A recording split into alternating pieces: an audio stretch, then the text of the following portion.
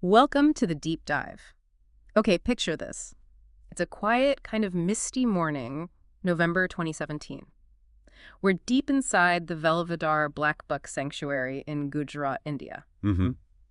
Pretty wild, beautiful place. Exactly. And there's this wildlife photographer, Arav Mehta, apparently a really careful guy traveling solo. He's out there trying to get that perfect sunrise shot of black bucks. The classic wildlife photographer's quest, right? Yeah. That golden hour light. Right. But instead of getting the shot, he just vanishes, like completely without a trace. Oof, gone.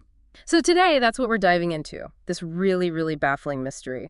What we're going to do is take apart the source material we have. It's basically a narration script telling the story, and try to piece together what we actually know, the clues, which are pretty confusing, and, the big questions that are still hanging out there, because it's still an open case. It really is a story that gets under your skin, doesn't it? Mostly because it's just so abrupt. Arav Mehta, he's there, he has a plan. Yeah, he told the guest house caretaker he was going out early, right, for the sunrise. Yep. Drove off in his Jeep, 5:47 a.m. And, well, that was it. Just silence after that. Silence. And that silence, it pretty quickly turns into something else, right? Alarm bells start ringing. Oh, yeah. When he didn't come back that evening, the caretaker thought, okay, maybe he just went somewhere else, stayed out longer. Okay, fair enough, maybe. But then, the next morning, they find the Jeep. It's about 3 kilometers inside the sanctuary, off on this little side trail. And the state of the Jeep is just weird. Totally weird. Engine's off, keys are in the ignition. Which is strange in itself. Right. Door slightly open, his tripod is still inside the Jeep, but the camera's gone. The camera's missing. And critically, no blood, no body, no sign that anything violent happened right there. Exactly. So what does a scene like that even tell investigators? It's clean, almost sterile, but obviously something's very wrong. It complicates things massively right from the start. How so? What possibilities does that open up or maybe close off? Well, the lack of, immediate signs of violence, it could mean a lot of things. Maybe a very quick professional abduction where there was no time to struggle. Okay. Or maybe he left the Jeep willingly. Yeah. Or perhaps something happened before he could resist. Yeah. It just forces you to think way beyond a simple attack scenario, which, can make the investigation much broader and maybe harder. Right. A scene that basically screams problem, but whispers the details. So the forest guards, they launch this big search.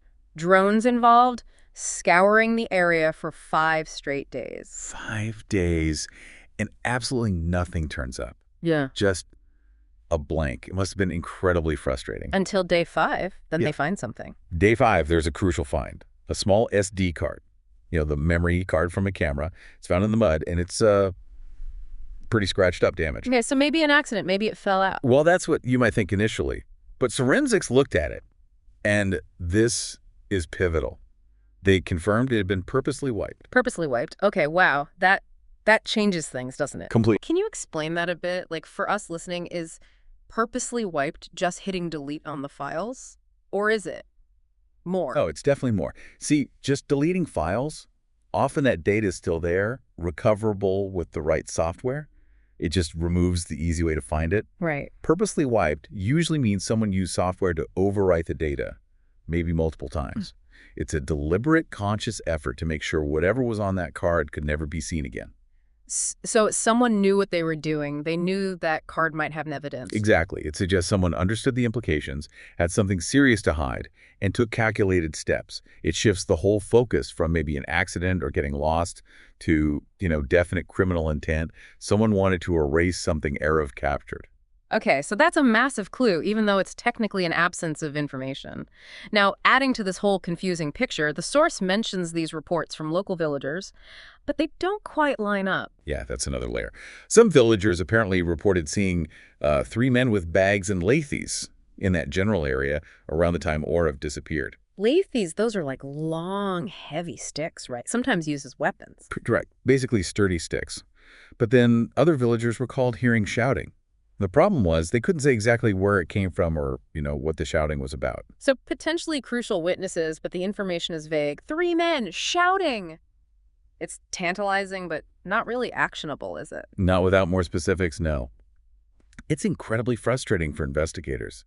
You've got these little threads, these whispers, but they don't weave together into a clear picture. Is it relevant? Is it just rumor?